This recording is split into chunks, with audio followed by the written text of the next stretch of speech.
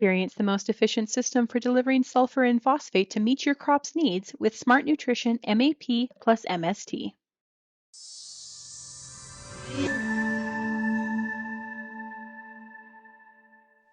All right, joining me now is Chris Davison. He's President and CEO of the Canola Council of Canada.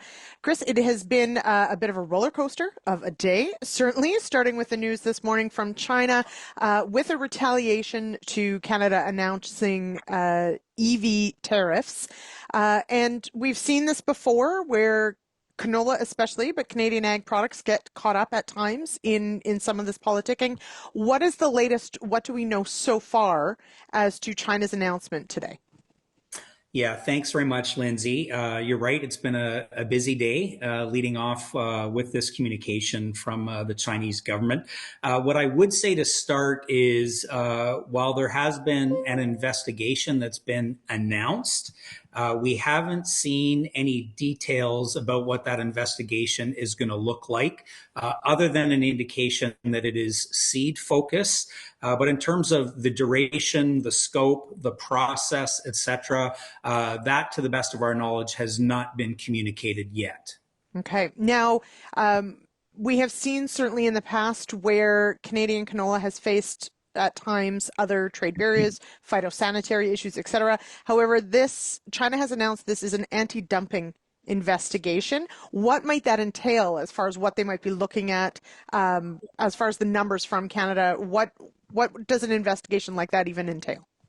Yeah, so look, we don't have any indication of what numbers might look like. And I want to be clear that as part of the announcements that we all saw today, this was one of several different measures that were positioned as a response to actions taken by the federal government that you alluded to.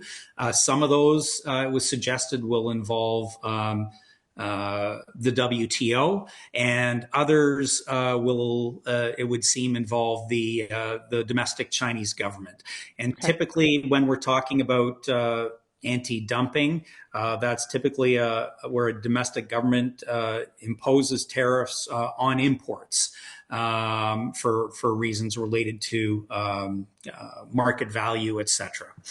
So that's about all that we know at this point in time, as I said. And so we will obviously be tracking this very closely to see what else we learn about the investigation itself. What I will say, even with what we know today, is we will support the investigation as appropriate to demonstrate, the fair access and competitiveness of Canadian canola. We need to learn more about the process, as I said, but certainly we will be there to participate and support in an appropriate way. Now, one of the key things, of course, you've mentioned is at this point, this is the announcement of an investigation. This isn't an announcement of any sort of tariff or anything that has been applied. That becomes, though, of course, an unknown.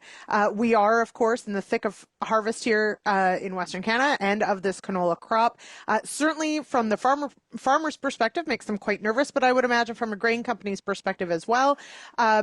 What could this mean? Could we see companies having perhaps less confidence in making sales to China, knowing that this is ongoing, or how does the industry sort of digest this news? Yeah, so obviously I think it's safe to say that probably everyone in the canola value chain would be disappointed with this action.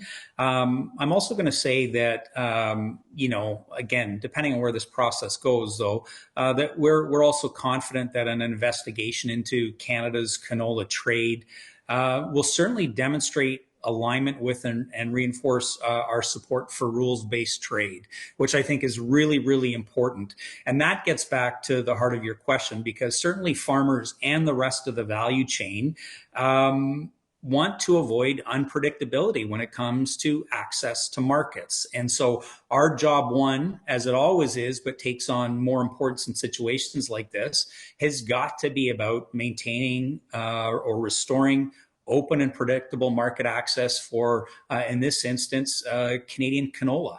And that has to be a priority for us. And that's what we're going to be talking about with the membership and the broader industry, engaging with the federal government and others in terms of how best to do that. Okay. All right, Chris Davison, thank you so much. I know this has been a fast-moving story, so I do appreciate your time, and we'll be updating as we can on this. So thank you so much for joining me. Thank you, Lindsay. Take care.